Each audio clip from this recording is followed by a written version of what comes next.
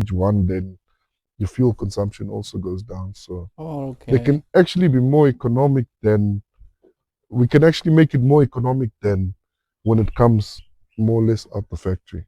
Because I also have this feeling that Volvo, when it came, it did not came out fully dyno tuned.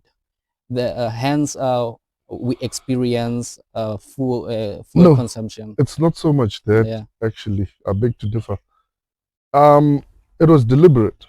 Remember, Volvo's emphasis is on the safety. Yes. So what you will find is they deliberately detune it, um, and they do a calculation of, okay, they would rather prioritize the safety than to give you the performance that that same engine does.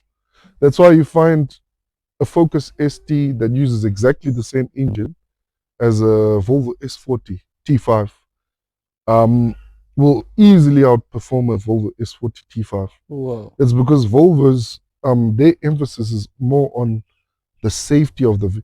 You don't get super fast cars that pass safety rating, Yeah. But that being said, I also can agree with you to some level that at least they could up their, that performance, even if it doesn't match the Ford's performance, they could still maybe go a little bit better.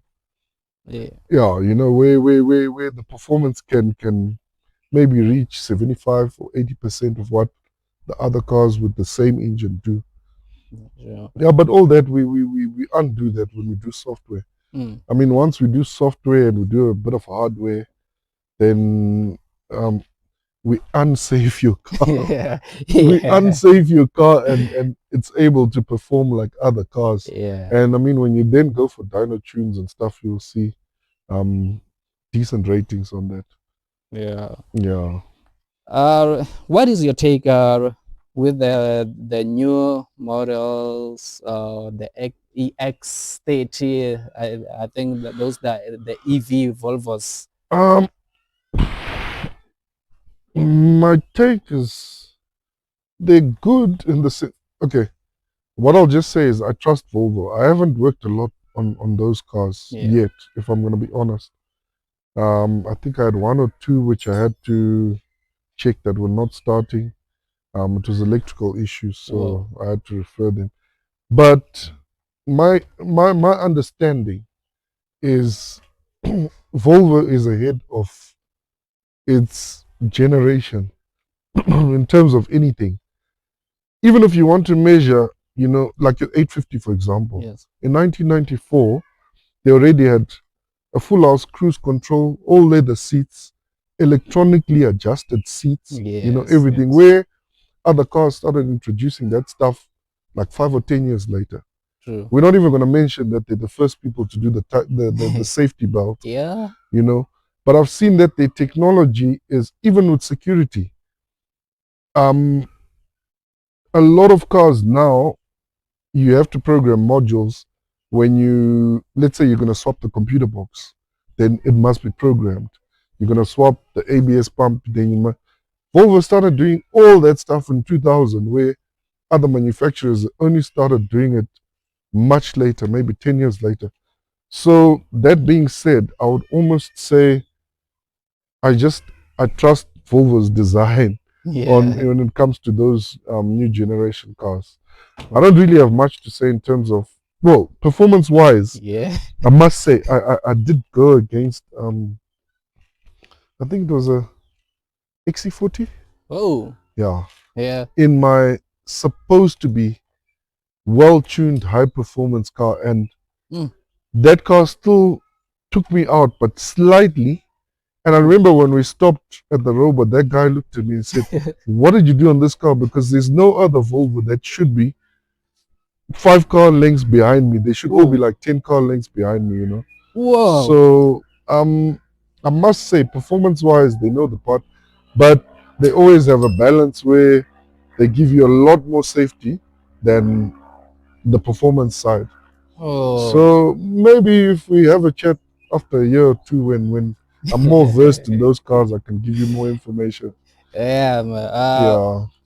I see that this is the future that we are living in. So we need to give those cars a chance. I understand that we've been in the era of the Volvo 850s. Yeah, I think we still have to give those cars a chance.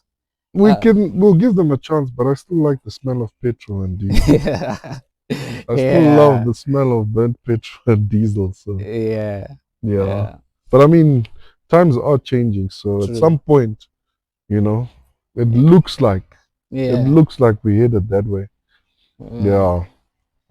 So if someone in South Africa wants to buy his or her first Volvo, what will you advise?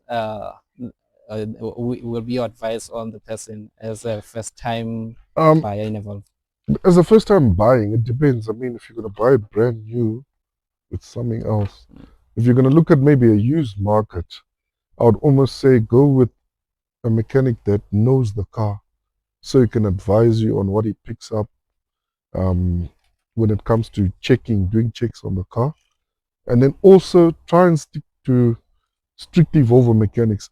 I've got friends that are fixing BMs, Mercedes, VW, Polos, whatever, and those guys are brilliant mechanics. I used to be a good mechanic on all the models, but I still couldn't do Volvo. Yeah. So the biggest advice I would say is you can have your mechanic who does your Mercedes perfectly, whatever, but as long as he's not a Volvo mechanic, chances are he's gonna get the Volvo wrong.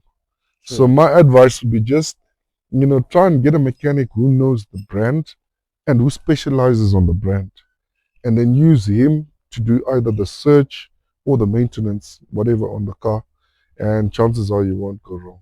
Wow. Yeah, guys, you heard it. Find the best mechanic that can help you with your Volvo. That's the best remedy, the best advice that we got from our guest Tony. Tony's been doing this ever since I know him. He's the guy that I can say, yeah, Tony's the guy to go to. Yeah, Tony, once again, will you like to share information? I understand we shared it at the first. Would you like to share the information, your contact details on where they can find you when they need you? Yeah, no, well, I can share my contact details. Yes. Which is obviously 083 514 7386. Available on WhatsApp. I'm pretty much available 24 hours as well. Yeah. I mean, I respond when I can, and obviously if I'm not available, then I'm not available. Right. So 24 hours, you mean they can wake you up midnight to rescue them? If I can wake up, let's put it that way. But yeah, no, they can do. But normally the 24-hour comes to, I've had guys that do inquiries. Yes. 12 o'clock. Oh yeah, no, my car's doing this. What must I check for? Whatever. I'm just sitting down, chilling with the family, and most times I'll just respond, Adverts, people that want parts or whatever, and it's just one of those where we're flexible. Yeah. Normally we were also working, okay, this year I must say we've been forced to work weekends, but I know before we were working Monday to Friday. Okay. Then obviously because of pressure and a lot of cars being behind. Yeah. Then we actually now working Mondays to Saturdays.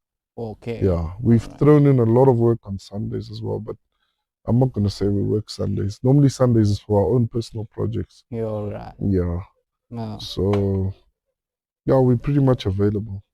Oh, yeah. Yeah, guys, we talking Swedish, we talking everything concerning the Swedish balls. We dated back on the 850s era, and now, yeah, let's call it a wrap. It's your boy 80. You know where to find me.